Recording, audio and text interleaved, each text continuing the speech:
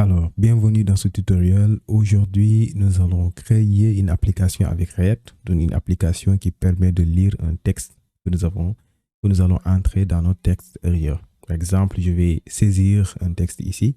Je vais dire par exemple que je suis, hop, je suis développeur. Et là, je vais cliquer sur le bouton lire ici qui va lire mon texte. Alors, écoutez. Je suis développeur. Hop, ça c'est vraiment super. Alors, vous pouvez aussi saisir un autre texte, un grand texte. Par exemple, je vais copier, je vais coller ce texte-là et je vais aussi lire Pour le texte répondre aux besoins là. d'un client, il Donc, établit dans un mon premier temps un application, comme vous cahier des l'entendez, charges va lire qui mon détermine texte. les besoins du client. Je peux aussi arrêter. Je peux Pour aussi répondre aux besoins d'un relire le client, texte il aussi. établit Donc, dans un ça, c'est premier vraiment super. Nous allons créer donc cette application avec React.js, simplement avec React.js.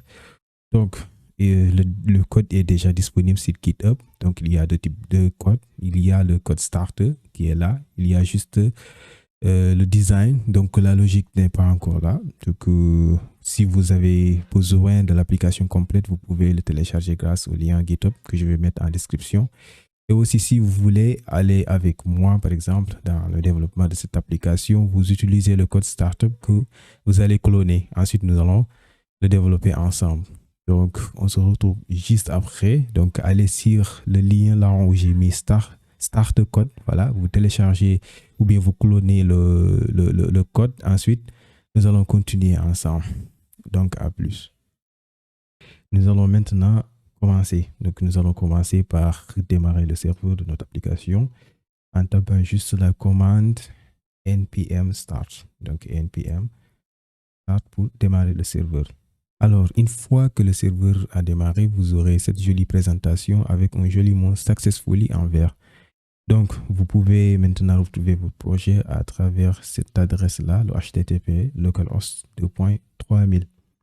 Donc, si vous ouvrez avec cette adresse, vous aurez ceci. Donc, là, actuellement, l'application n'est pas du tout fonctionnelle. Donc, la logique n'y est pas. C'est juste le design. Même si vous tapez du texte et que vous cliquez sur le bouton lire, ça ne va pas fonctionner. Nous allons écrire toute cette logique-là ensemble et nous allons faire fonctionner l'application comme prévu.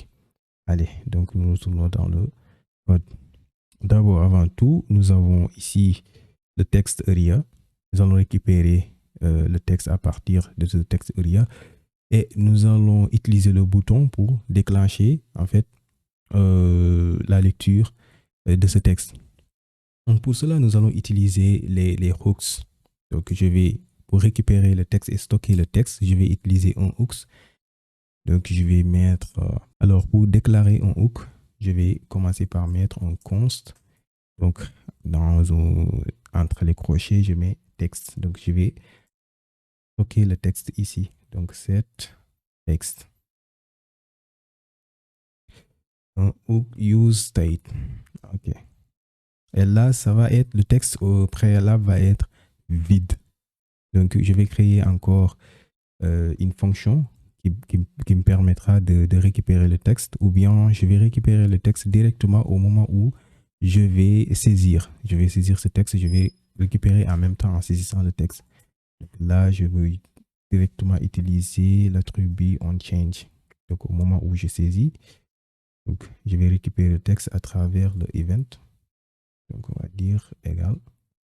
Et là, on n'a pas besoin de, si vous voulez, vous pouvez créer une fonction. On peut juste directement utiliser le set text. Et là, on récupère event.target.value. Donc, la valeur saisie en réalité. Et enfin, déjà, on a à chaque fois, on aura donc à chaque fois qu'on saisit, on peut récupérer le texte directement. Donc, et si on récupère le texte, on aimerait quand même écouter ce texte-là. Donc, on va maintenant créer une nouvelle fonction qui permet de lire ce texte. Donc, const, on va créer cette fonction, on va dire make speak ou bien handle text reading par exemple. Handle text reading. Donc, égal à une fonction. Et là, dans la fonction, on va utiliser Donc, dans cette fonction, nous allons créer un objet, donc const, que nous allons appeler sp, comme speech par exemple. Donc, égal à new. Donc là, on va appeler la classe speech synthesis iterance. Donc, speech synthesis iterance, donc, qui est là. Et à l'intérieur, nous allons récupérer la variable texte que nous avons définie dans notre hook. Donc, il va récupérer le texte. Et ensuite, nous allons dire sp.voice est égal à. Donc là, toujours le speech synthesis point. On va récupérer les voices, get voices. Et ensuite, on va maintenant lire. Donc, on va dire speech synthesis point speak. Speak quoi? Speak sp. Donc, on va lire la variable ou bien l'objet qu'on a créé. Donc, ici, le sp. Et enfin, donc on va dire, donc je pense que c'est bon déjà. Là, ça peut faire l'affaire. Et on va appeler la fonction lorsqu'on clique le bouton. Donc, on va dire on clique. Donc, on va appeler la fonction handle text reading. Donc, rien que ça, je vais réduire le terminal. Hop. Donc, rien que ça, on peut, déjà, c'est fonctionnel. Donc, c'est fonctionnel déjà. On peut enregistrer et vérifier. Donc là, je vais écrire juste un mot parce que je vais dire que je suis prêt. Et là, je vais cliquer sur lire. Donc ça ne fonctionne pas. Alors voilà, effectivement, ça ne fonctionne pas parce que je n'avais pas enregistré. Donc ce qu'on avait fait avant de tester. Donc j'enregistre avec CTRL S. Ensuite, successfully. Ensuite, je retourne sur le navigateur. Donc, je suis prêt pour fonctionner. J'ajoute ce mot-là. Ensuite, je Je clique sur suis lire. prêt pour fonctionner. Et voilà, il a dit qu'il est prêt pour fonctionner. Donc, l'application est prête pour fonctionner. Donc voilà, nous allons maintenant passer à d'autres étapes. Là, si vous constatez, quand je passe le texte, il va essayer quand même de lire le texte. Nous allons maintenant, par exemple, dire s'il n'y a pas de texte, qu'il ne lise pas. Parce que la fonction est automatiquement exécutée lorsqu'on clique sur le bouton. Donc, c'est quelque chose à éviter. Donc, nous allons faire en sorte que le bouton, par exemple, la fonction sera appelée, déclenchée, que s'il y a du texte, en fait. Et aussi, nous allons gérer autre chose. Là, par exemple, je vais retourner sur le navigateur. Et là, si j'ai un texte trop long et que je veux arrêter le leçon, je ne pourrai pas, même si je réactualise la page. Donc, ce qu'il faut faire, je vais tester ça. On va voir. Par exemple, je vais copier, je vais coller maintenant ça. Et là, je vais lire. Vous Donc, entrez un texte dans ce même si champ je veux puis vous arrêter, cliquez je ne sur pourrai lire pas pour arrêter. écouter. Donc, ça va Vous lire. entrez un texte dans ce champ puis vous cliquez sur lire pour écouter. Voilà. Donc, il va lire tout le texte écrit. Donc, je n'aurai pas la possibilité d'arrêter le texte. Donc, du coup, ce qu'il faut faire, il faut gérer cette fonctionnalité-là. Donc, comment nous allons faire? Nous allons retourner aussi dans Visual Studio Code et nous allons gérer cette étape-là. Donc, pour cela, nous allons créer un état avec un useState pour indiquer si le bouton est cliqué pour arrêter ou bien pour continuer à lire le texte. Donc, nous allons créer un hooks que je vais appeler par exemple is playing qui va être un booléen vrai ou faux, is playing. Ensuite, set is playing. Et là, bon, is playing avec P majuscule, donc par convention, et use state. Et là, par défaut, je vais le mettre en false. Donc, par défaut, le texte, on va dire qu'il n'est pas en lecture. Voilà. Donc, dans cette fonction, nous allons poser une condition en disant if is playing. Par exemple, le contraire de is playing, c'est-à-dire vrai, s'il est en train de jouer. Il est en train de jouer, nous allons exécuter. Par exemple, si le bouton jouer est cliqué, nous allons exécuter ceci, bout de code. Sinon, donc else, ce que nous allons faire, nous allons stopper, en fait. Nous allons stopper, par exemple, la lecture. Comment stopper la lecture? Nous pouvons directement appeler, par exemple, speech synthesis.cancel. Nous allons annuler la lecture. C'est comme ça qu'on peut stopper. Ensuite, après avoir annulé la lecture, nous allons dire is playing. Non, set is playing du coup. Set is playing. Et là, nous allons dire c'est true. Voilà, false du coup, false. Donc nous allons mettre à false. Nous allons dire que nous avons arrêté la lecture. Ici, donc, si nous avons cliqué sur le bouton, donc nous allons dire que, voilà, nous allons setter cette partie-là à true. Donc, that is playing true. Et voilà, donc le tour est joué.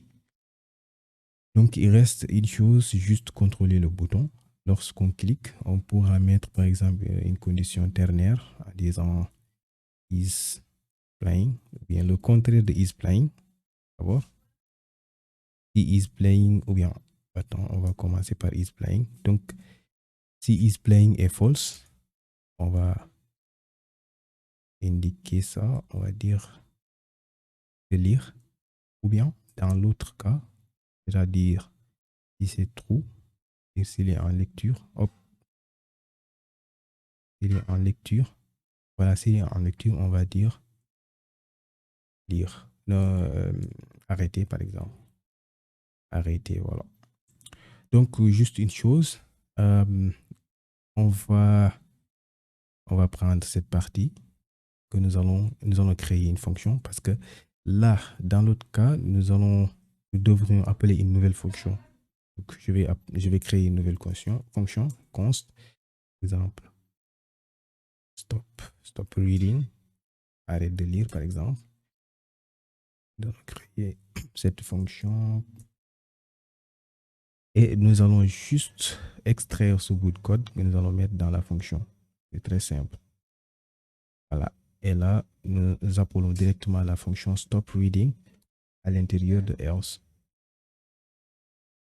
À l'intérieur de else.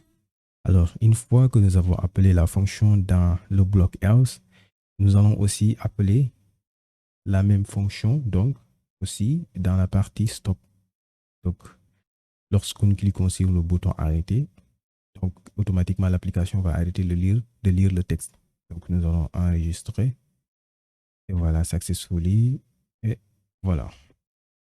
Ici, une fois que donc je vais saisir un texte, par exemple, je vais entrer encore à nouveau ce texte. Je vais le coller. Voilà. Et on va lire. Ça ne fonctionne pas. Et voilà, comme par hasard, on constate que c'est le bouton arrêter qui s'affiche. Donc, dans notre condition ternaire, on a dû faire une erreur. Donc, on retourne ici. Ici, au lieu de is playing, donc c'est le contraire de is playing. Donc, on enregistre à nouveau. Et là, voilà, on a la possibilité de lire le texte. Vous entrez un texte dans ce champ. J'arrête. Vous entrez un texte. J'arrête. Vous entrez un texte. J'arrête. Et voilà, donc franchement, c'est trop super. Donc, il reste juste une chose à faire. Donc, c'est une nouvelle condition de vérifier si il y a un texte qui a été entré. Que dans notre fonction, toujours dans la fonction, nous allons poser une condition. Ici, je mets if text. Donc, si le texte existe, du coup, donc je vais mettre ce bout de code à l'intérieur de la condition if. Et, ok, je vais formater le texte. Et au niveau de, ici, ce if, au niveau de son else, dans le bloc else, je vais juste afficher une alerte. Une alerte, du coup, une alerte. Voilà. Une alerte pour dire que veuillez entrer du texte, par exemple. Voilà. Et voilà, comme vous pouvez le constater, quand j'efface complètement le texte et que j'essaie de lire, il y a un pop-up qui s'affiche pour me dire que veuillez entrer du texte. Quand j'entre du texte, par exemple, je vais dire que lis-moi le texte. Ouais. Lis-moi ce Et texte. là, ça fonctionne. Donc, super. Merci d'avoir suivi cette vidéo jusqu'au bout. Si ça vous a plu, n'hésitez pas à liker, à partager et à commenter. Partagez au max et abonnez-vous à la chaîne. Je vous dis à la prochaine pour ce genre de vidéo. Merci, à plus.